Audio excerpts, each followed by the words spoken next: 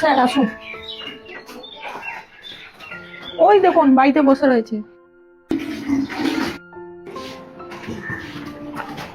এই ছেলে, শোন, এদিকে শোন। হ্যাঁ স্যার বলুন। এই, তুই স্কুল যাচ্ছিস না কেন রে? আর বাড়িতে কি করছিস তুই? এই তো স্যার একটু বাড়ির কাজ করছিলাম। বাড়ির কাজ করছিস, স্কুল না গিয়ে বাড়ির কাজ করছিস? স্কুল যাচ্ছিস না কেন? তোকে তো আমি জিজ্ঞেস করছি তুই কেন স্কুল যাচ্ছিস না, মুখটা নামাচ্ছিস, বল কেন যাচ্ছিস না স্কুল? স্যার স্কুলের ফি এর বেতন দিতে পারিনি, তাই যাচ্ছি না। ফিস আর বেতন দিতে পারিস না বলে স্কুল যাচ্ছিস না? তো তোর মা বাবা তোকে কিছু বলছে না তুই এভাবে স্কুল কামাই করে বাড়িতে থাকছিস? কি হলো রে, চুপ করে গেলি কেন?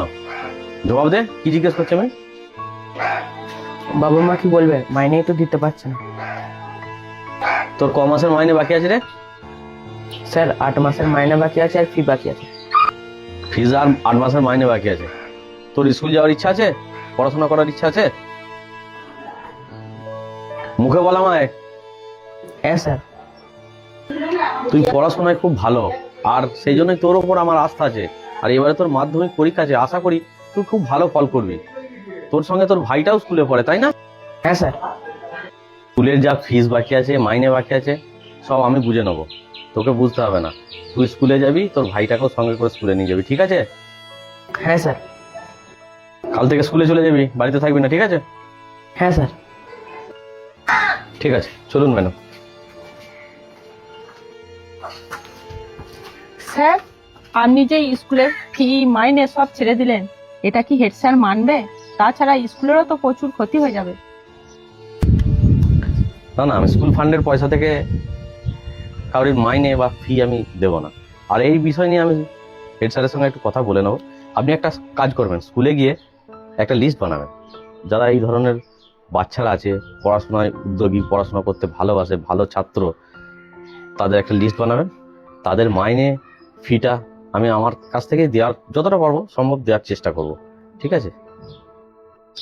ঠিক আছে স্যার, তাহলে তো কোনো সমস্যাই নেই। আসল ব্যাপার কি জানেন ম্যাডাম, এই সমস্ত বাচ্চাদেরকে দেখে না আমার নিজের শৈশবের কথা মনে পড়ে যায়।